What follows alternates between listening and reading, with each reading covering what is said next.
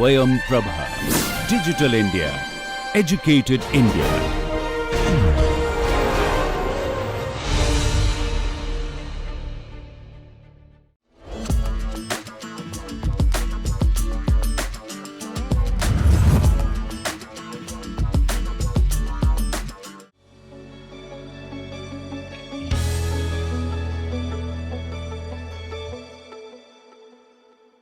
Government initiatives, policies, and partnerships act as catalysts in nation building by strengthening technical education and skill development. These efforts produce a technically proficient workforce, driving economic growth, innovation, and sustainable development across the nation. To understand how has India fared so far, we are joined by an elite panel to discuss just that.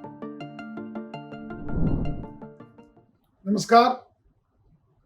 In today's fast-evolving global economy, technical education has played a crucial role in empowering nation's workforce and driving innovation, startup, and entrepreneurial activities in our country. Friends, now we will discuss about how the government initiatives has played a role in making our nation a technological superpower and also providing a huge manpower for the whole world, not just for India. So in this direction, I would be asking each one of your institutions' contribution, as well as your thought process on the policies of the initiatives of the government and how it has helped your institute and also the nation. Maybe again I will start with you, Professor. Kindly.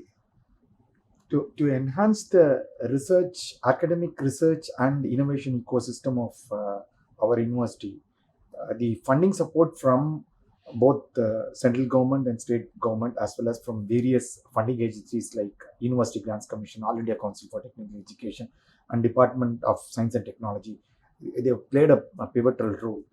For example, the various schemes under DST FIST, DST PERS, and we have AICT RPS scheme, research promotion scheme, and then MODROP scheme of AICT, as well as UGC. There are many schemes like the UGC Special Assistance Program, Departmental Research Support, and UGC MRP, Major Research Project Scheme. All these schemes have helped our university, various departments, to augment their research facility.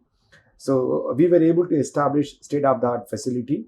All the departments had applied for funding and they got benefited. And as a result, we were able to enhance the research facilities. And as a result, we were able to publish all our research findings in peer-reviewed international journals.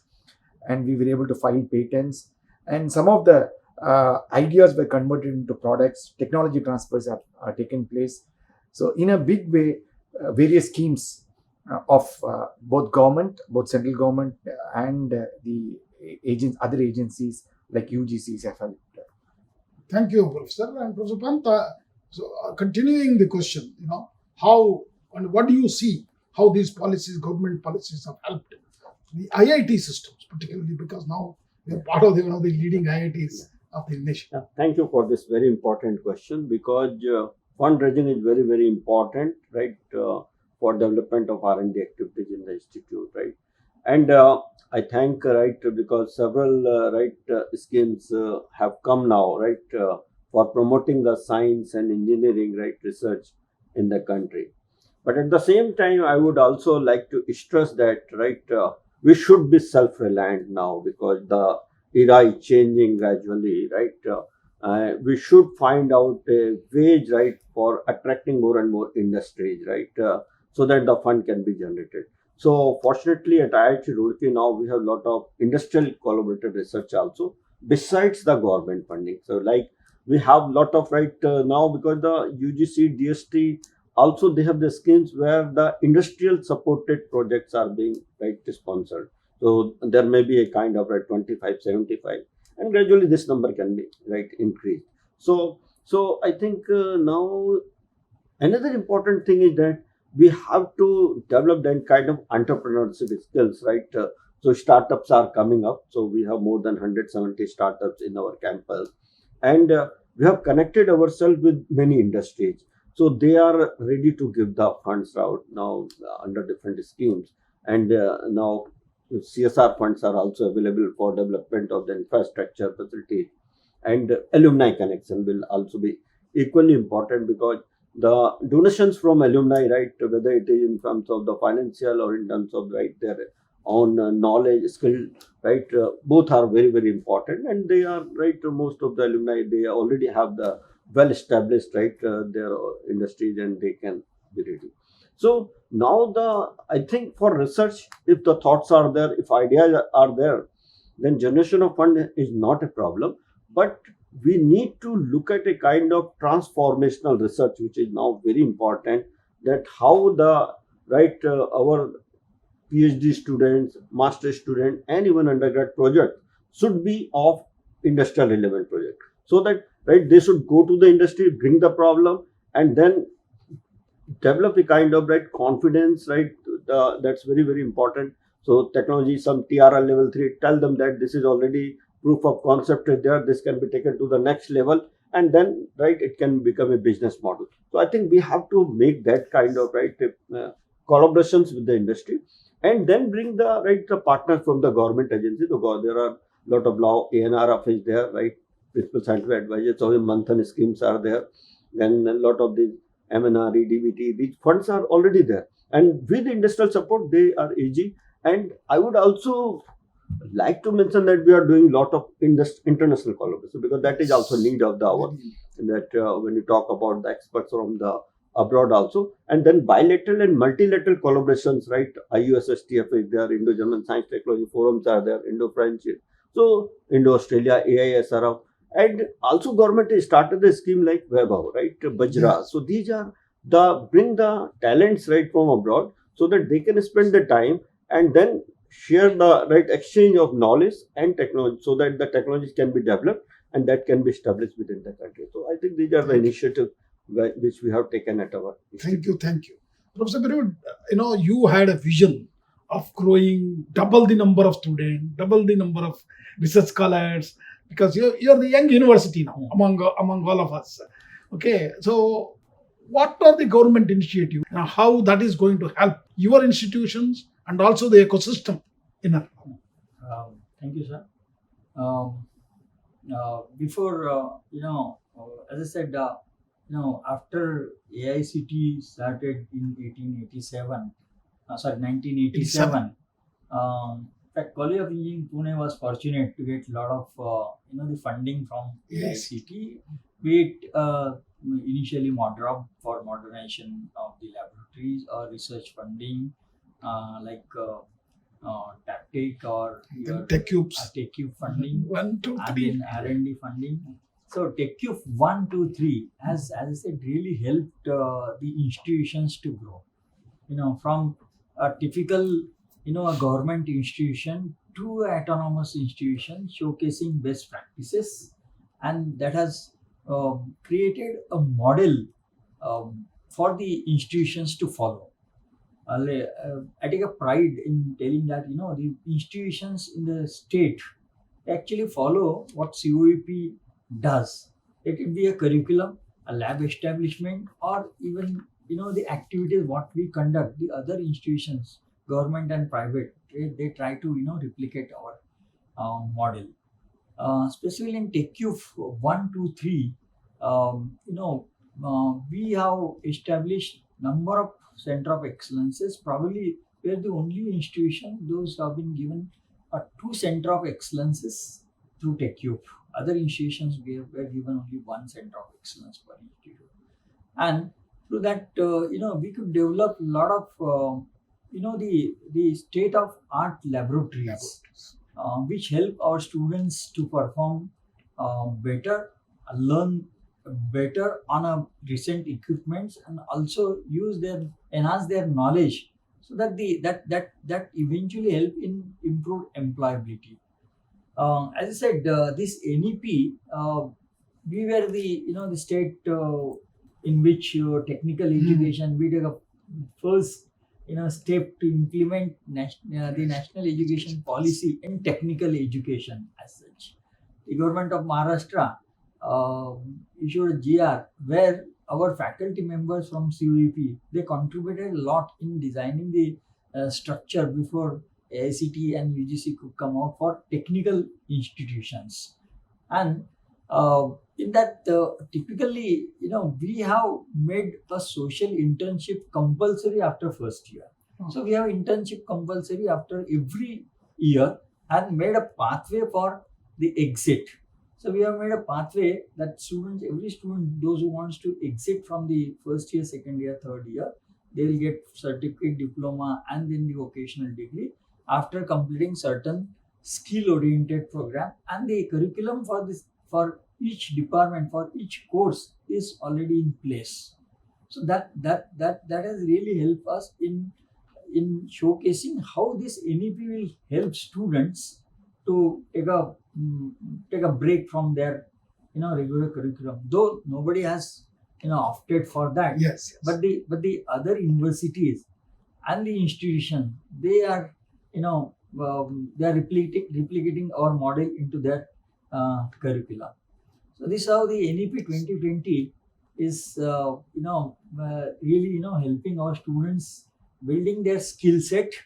Every semester we have made internship compulsory, 6 months compulsory internship for the every students in their 8th semester, and that's how we hope that the students' employability and their skill set will improve, and they will get skills which are required by the industry at the time of their employment. Thank you, Professor Birut. I think you made a very important point on the internship.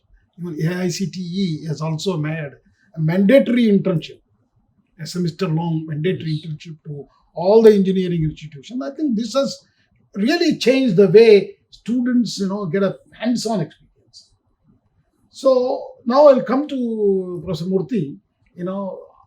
Your BE college is one of the institutions, which has changed from state government to national institute. Today it is a centrally funded technical institute, almost equivalent to NITs. How this problem of financial support and funding was a challenge for you, and what do you see in the future? Yeah, I think as you said rightly, initially it was under the pure state government, then subsequently to state-aided college. Then it went into UGC mode, university mode, UGC funded. And as I see, and then subsequently it was now taken over by the central government under Ministry of Education. Now at this point of time, when it was converted from state government under university to state university to central government, there was certainly a financial requirement or crunch was there, because these were all pretty old buildings, so 100 plus years old buildings, and the infrastructure was one of the major challenges. So incidentally, when it was taken over as IEST, there was an initial grant given which helped us to build up, but still the kind of requirement was phenomenal. So this was being met with basically mostly for research. If you look at, I start from academics. Basically, we need some good technical manpower who can do research actually. How do we create them? So the PMRF scheme, that was introduced was one, good initiation to identify some, potential researchers who could be put into research mode.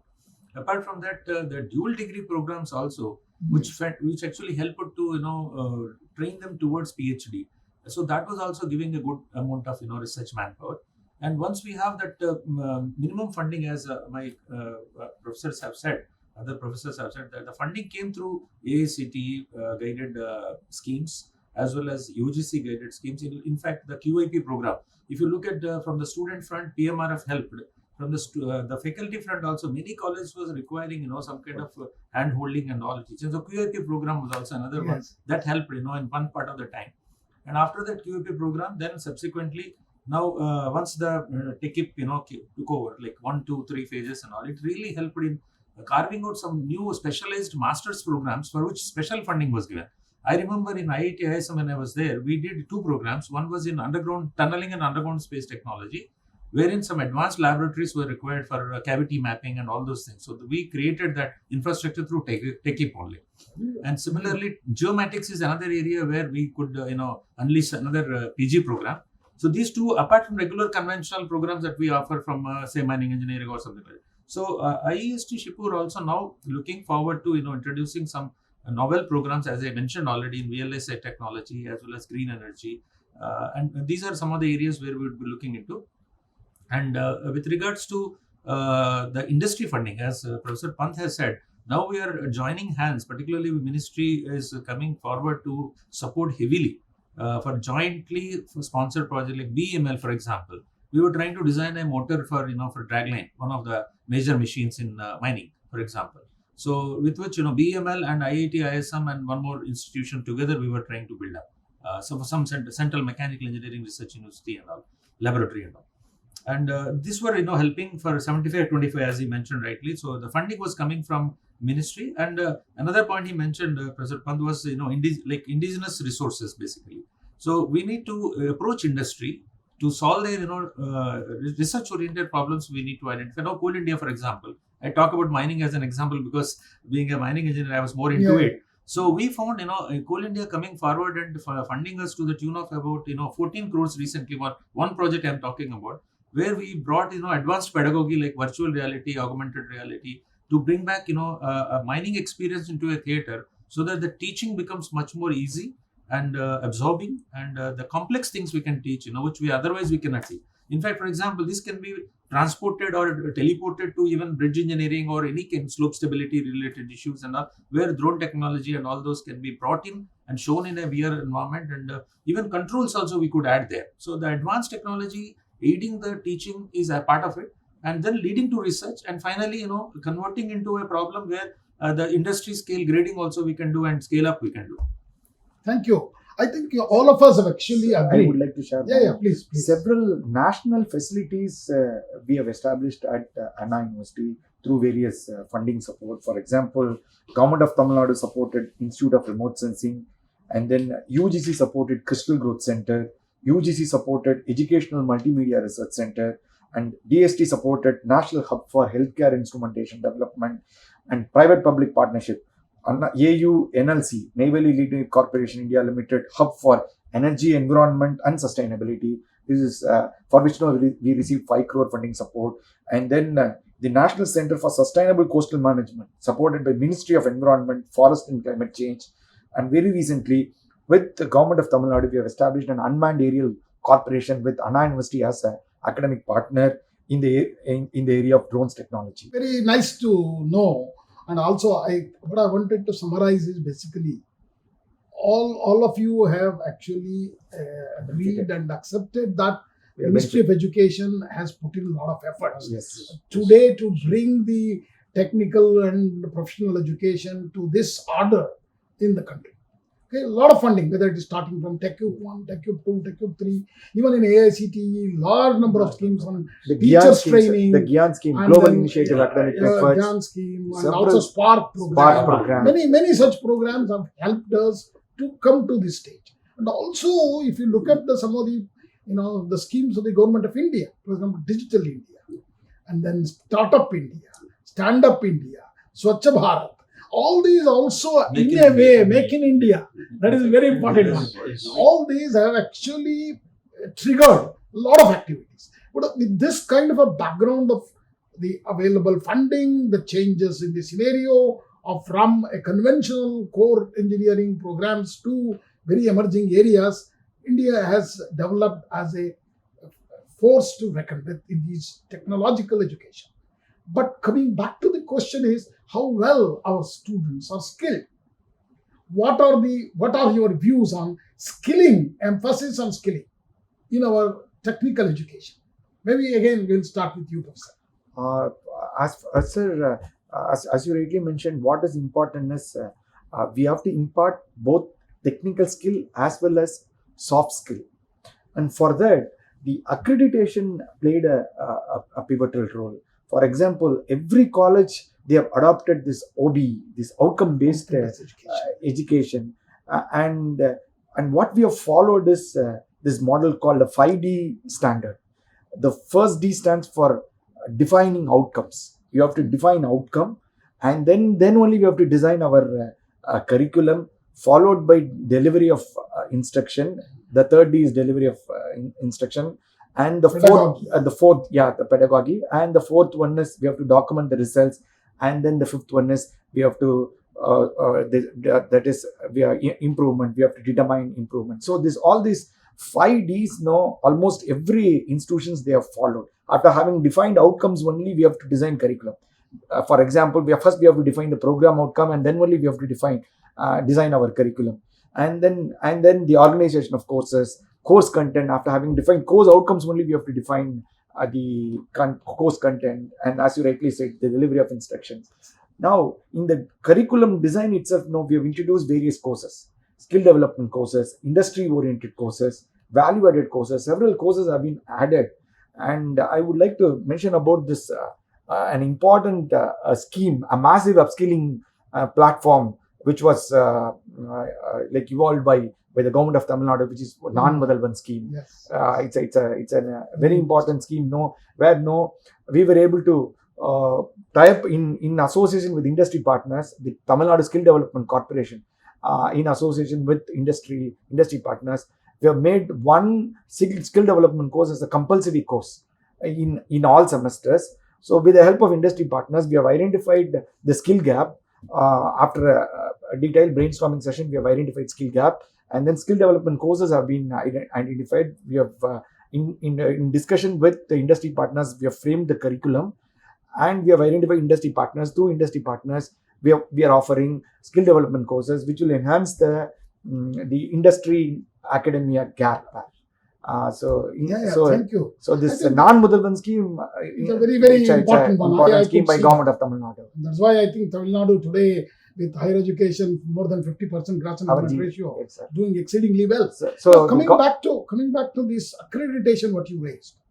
So National Board of Accreditation actually was formed after the Washington Accord, which AICTE actually signed in 2014.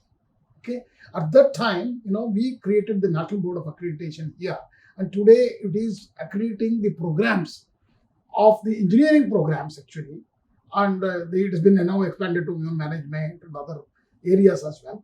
And that is actually a landmark decision, because that's where the outcome-based education was being emphasized on, particularly all the engineering colleges.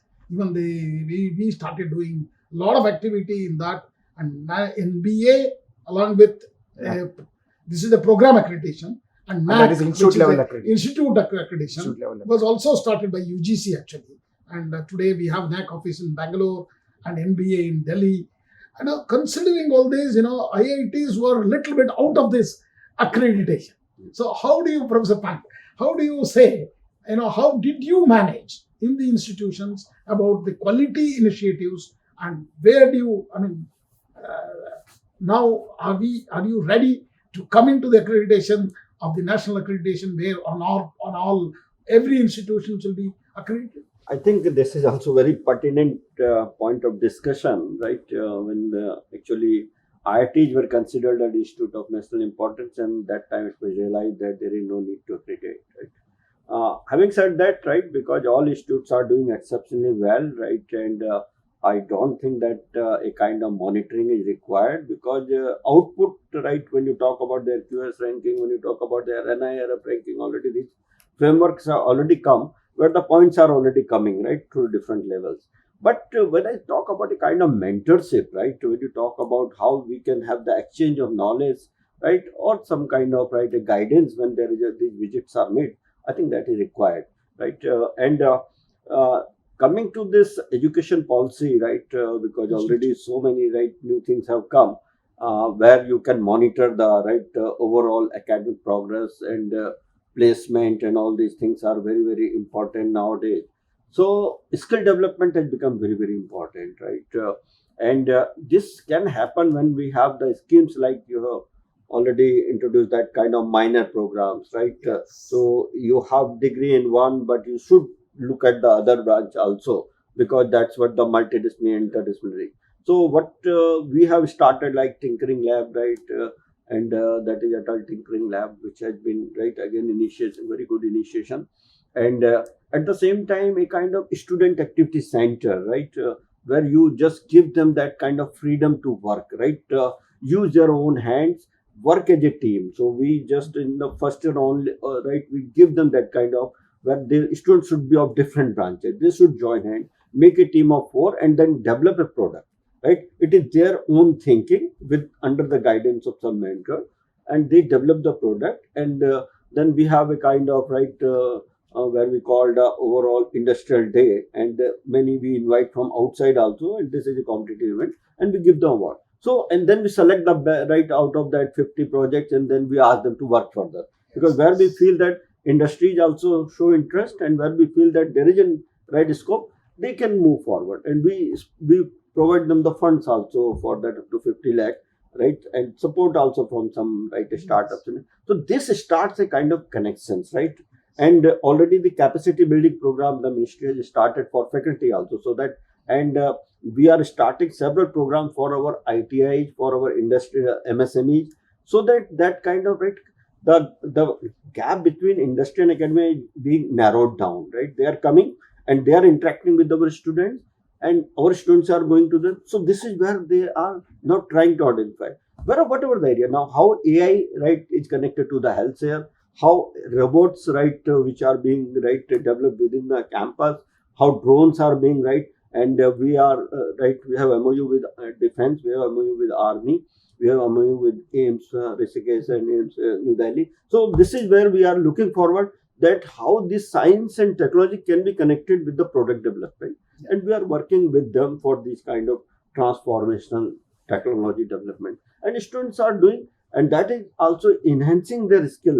like for the practical application, so their knowledge what they are gaining in terms of the transformational. Then AR VR, we have very good AR VR facility available, where we are looking these kind of, right, trainings for the, say, the floods when it comes, right, how it can be visualized, the surgery, right, through that, right, so the, because sensor development, all these things, so how devices can be made, so quantum physics, right, application of that semiconducting material, so the new tools which are, that should be learned by all branches of science engineering, at least there should be. So this kind of, right, this is now where the, I think, skill development program thank you. I think you very emphasized, important. you emphasized on hands-on experience, Yeah, that's and students doing themselves. All of you, I think, might be knowing AICT also created Idea Labs. AICT Idea Labs, there are now 113 Idea Labs across the country, and we have this year again announced another 150. So now my question to Professor Birud is, you have an Idea Lab, I think, in your region also. Yes. Have you been to some of them, and how does that play a role in upskilling or reskilling, and also experiential learning part to the institute, to the students? Accreditation in a big way has promoted experiential learning, sir. Learn by doing. Yes, learn by In a big way. Okay, I'll begin with this NEP. In NEP, this internship, as I said, it has become an integral part of the curriculum. And in every semester, the courses are designed that some part of the course is based on the skilling. And what we have adopted in our university is a co-teaching. We have collected a huge database of our alumni, those who are ready to spend their few hours.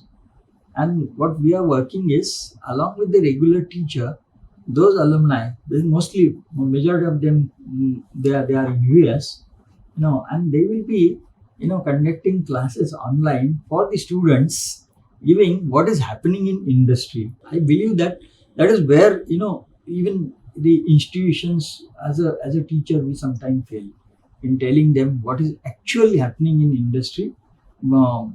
And that is one step we have taken, and that has been already started. As I said, the Idea Labs and all that, we have around 50 clubs on our campus. Okay. And we are the institution, we are the first to send a microsatellite when Professor Sahasrabudhe was the director of the institution. Later on, IIT Bombay and few other institutions, they have also, sent microsatellites. Our students, they work day and night in those clubs. They take part in all those competitions, let it be a Robocom or the other competitions where motor car race or other races are done. So they prepare the models in house. In fact, those are designed and constructed, built.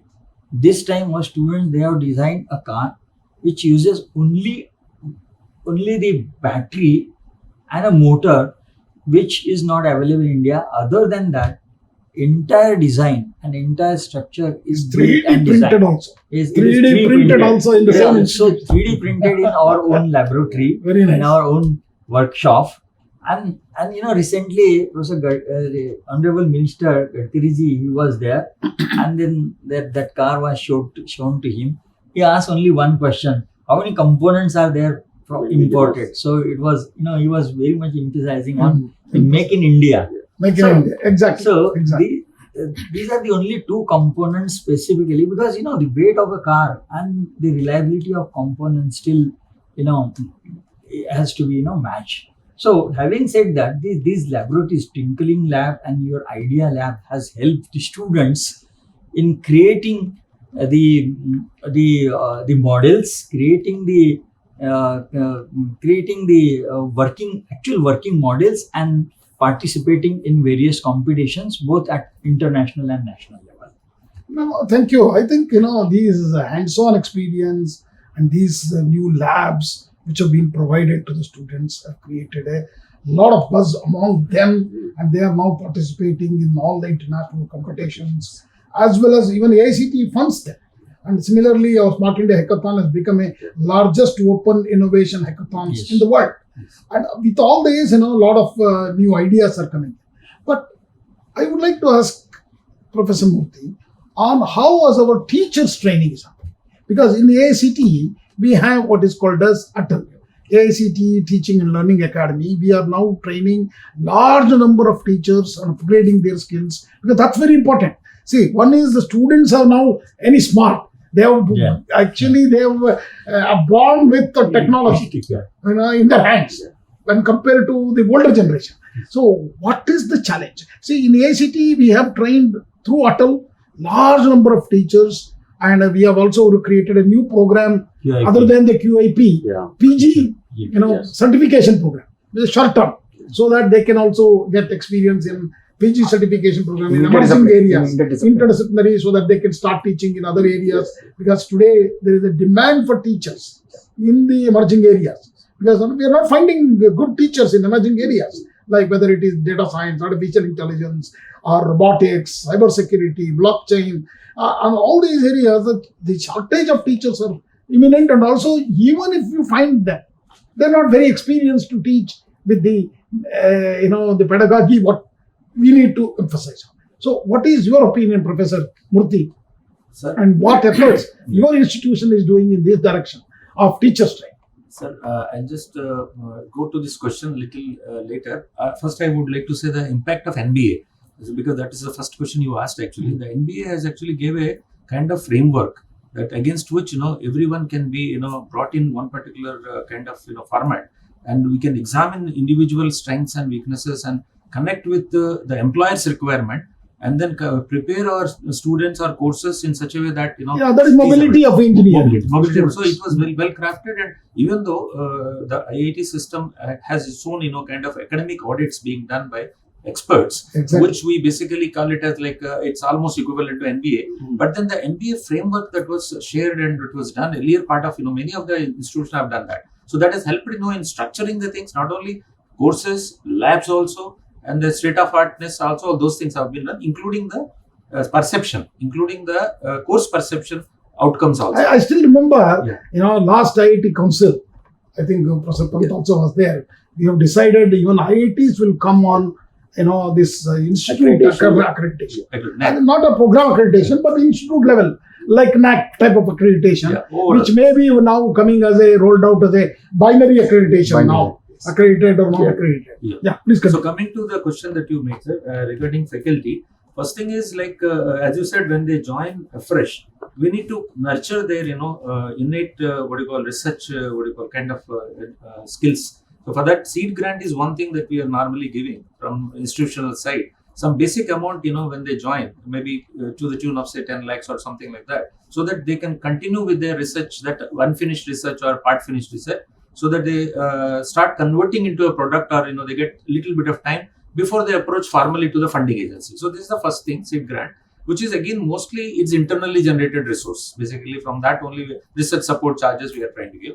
Apart from that, we are also providing like mobility. Faculty mobility is also being encouraged now.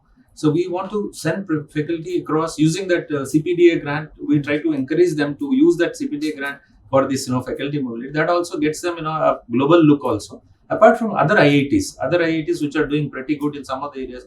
Some IITs are, very good in some of the areas. So the kind of, mutual learning actually helps. Actually, the mobility also helps. Apart from that, the scheme of sharing resources also has helped also people to take optimally utilize the resources. Like iSTEM has come up, wherein entire equipments were onboarded there, and the service is being used. That's another scheme that has come up. Even repetition has reduced. So, for example, an IIT Dhanbad is close to like BE college, for example, like IST Shipur. So I can take the help of that. So similar kind of so the faculty basically along with their researchers, they require these supports actually. Then only they will be able to really prosper and get for higher funding.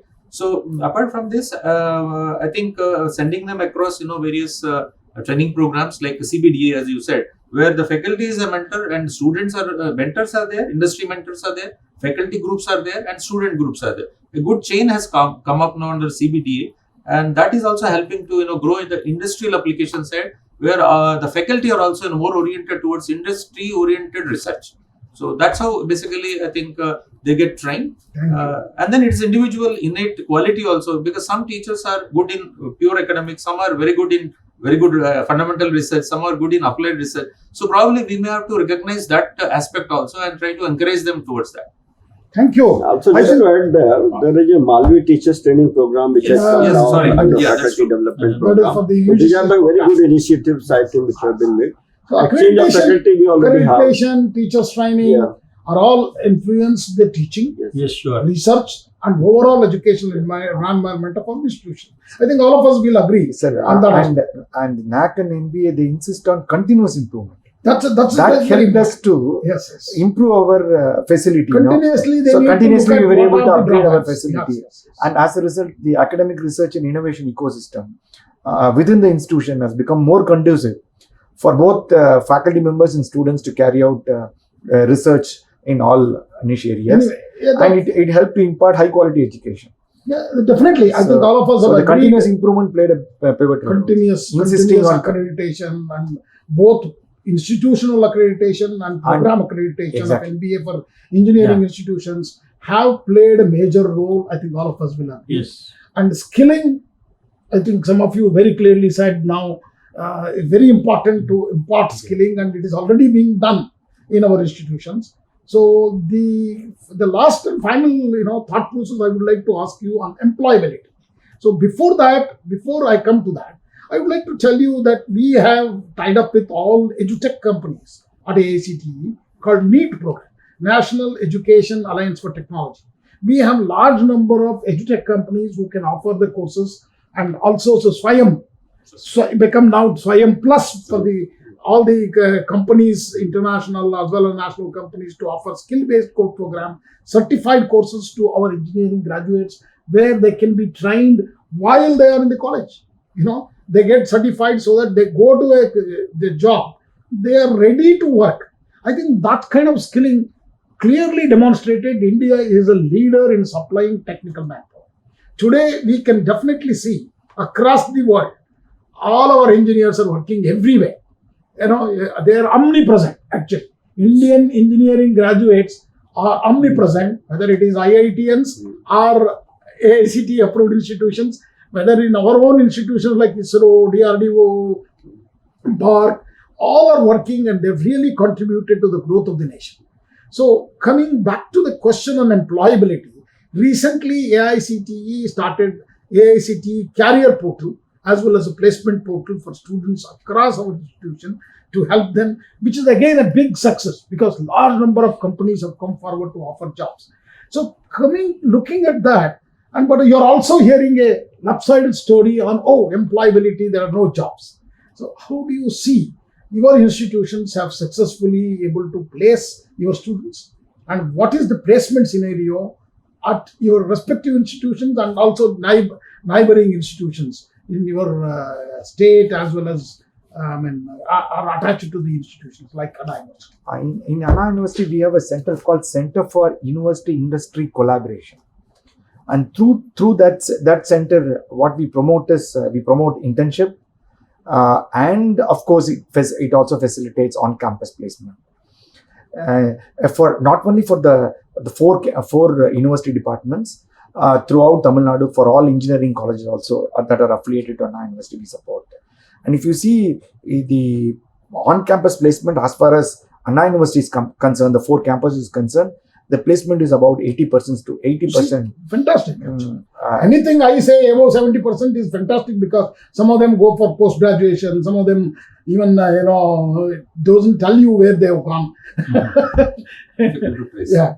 So, so our students know they are getting placed. How about in your affiliated colleges? And in affiliated colleges, I would say the placement in the emerging domains, like for example, computer science, ECE, IT related domains, if you see, the placement score will be around 50%. Okay. And in other domains, I would say it will be around 30 to 35%. Professor Pant? Yeah, this is very challenging, and right, because now placement, I think it is the demand and supply, right, and what is the interest of the students and where they are getting the job. So these two are very challenging, because the student mindset has gone towards joining the IT companies, right, a kind of Microsoft, Google, these kind of companies, right, they feel the package is high and these are the collar job, right, and all this. So this is a big challenge that our students, they are more interested to go to the software jobs, like consultancy jobs, marketing, instead of going to hardcore industry. So now what we are looking forward, right, this is where the industry also, they have the similar complaint, because the student, they join there and leave it, right? But as far as the placement, our training and placement cell data or all this, it is always above 85-90%. So placement wise, there is no problem. Now what is the interest of the student, because whether they are applying for these, right, when the hardcore industry come or not, right, they do come, but the student, they join for 1 year, they leave. So that complaints we are getting, right, from our the company when they do come. Most of our students, they also prefer to go for management, right? So they apply and they go there For MBA or higher or PG education. diploma. Yeah, or the abroad. percentage going abroad is now decreasing. That's because in India also there are plenty of opportunities. And we encourage them to go for their own startup now, to look at your own entrepreneurship and develop the industries, right? And they are doing that also. So we want them that they should give the jobs to many instead of seeking jobs. So that percentage is now increasing. As a team, they are having their own, right, these kind of, right, what you call the startups or company like Zomato or all these things. Right? They are going in those ways also when you talk about. I'm very happy to hear from both of you that the employability is reasonably looking good. Yeah. I mean, In fact, at least engineering and professional courses. In fact, there are a lot of opportunity in IT product domain compared to IT services domain. So Earlier, some 5 years back, there are a lot of opportunity in IT service domain, but now it has shifted to IT product, and the CTC also has increased. So The average CTC, cost to company earlier was 5 lakh, now it is 8 lakh as far as Anna University is concerned. well, that's very good to hear. Let's hear from very industrial town, Pune. Okay, how do you see, Professor Birul, that how is your students are being placed? And also, I'm also looking at a lot of new startups are coming. Pune is also again one of the very flamboyant, in creating new innovative startups. So, what is your observation? So far as placement is considered, electronics, computer science, IT, and to a certain extent those circuit branches, their placement is almost 100% in my institute. Even they have more than one job. In fact, in Anna University also same scenario, sir.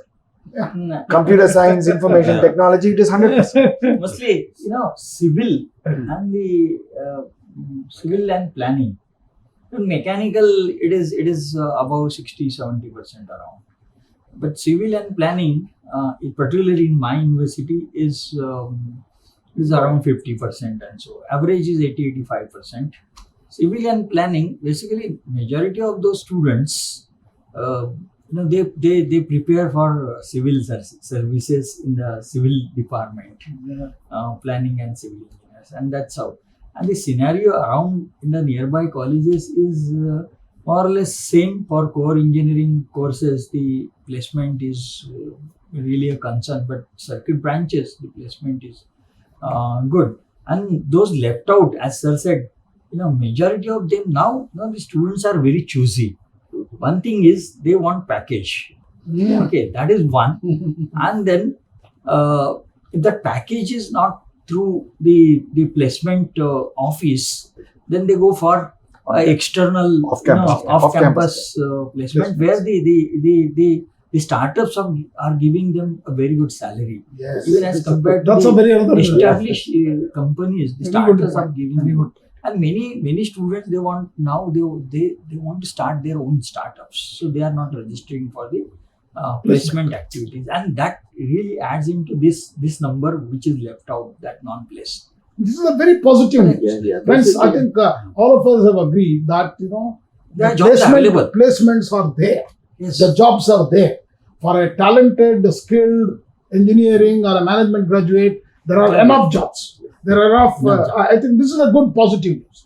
So, but one more thing, I just give you statistics because today we have APAR and National Credit Framework. It has brought a lot of flexibility to the academic curriculum.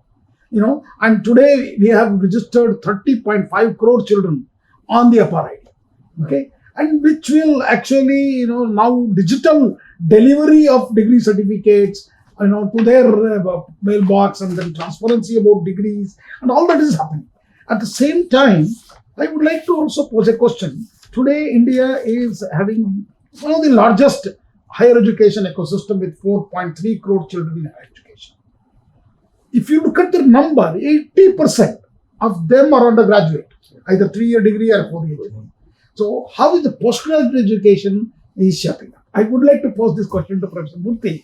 See, what do you see PG programs at BE College or so-called IIEST today? Okay, and what is your vision? Anything can be done in this direction? Yes, sir. This particular institute was initially called for PG education only. As Exactly, I said, that's why I asked five-year the program, PG education.